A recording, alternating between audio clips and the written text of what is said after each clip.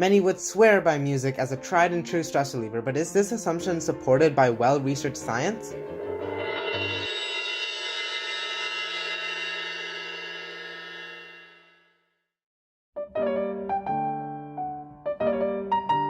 Let's get started. In order to find this out, I first found a study with both a table and a graph.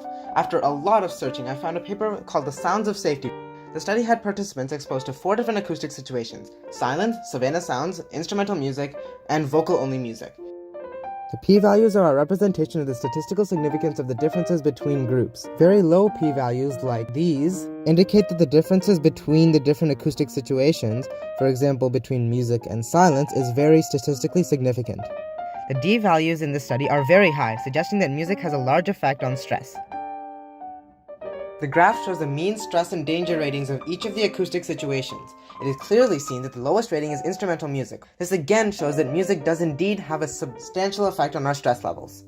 Now let's judge reliability. When Dr. Thomas Schaefer wrote this paper, he was at the Chemnitz Institute of Technology. He is now a professor at the Medical School of Berlin. He has published many peer-reviewed articles, which leads me to believe that he is a reliable source. The journal Frontiers in Psychology is also very reliable, providing access to many open-access peer-reviewed articles, in addition to partnering with PubMed and PubMed Central. They also publish their review principles. Based on all this information, my hypothesis is that music does cause stress relief. Now let's look at some other articles. Here we have another article that agrees with the original article. Here we have another article from the Department of Psychology at McGill University that also agrees with my hypothesis. Here is a paper that disagrees with my original article. It says that while subjective stress levels decreased, no actual signs, either psychological or physiological, were impacted. Reed instruments like the clarinet and saxophone can hold a lot of bacteria on them. Bacteria are microorganisms that are prokaryotic and have a cell wall made of peptidoglycan. The soundboard of the piano is made from Japanese spruce, a type of gymnosperm, which means that it bears naked seeds rather than a seed covered by an ovary like an angiosperms.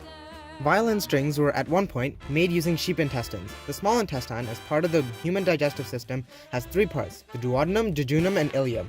Stress can shorten telomeres, which are protective end caps on the ends of chromosomes that shorten slightly each time the cell divides. They allow the cell's DNA to replicate without loss of important DNA.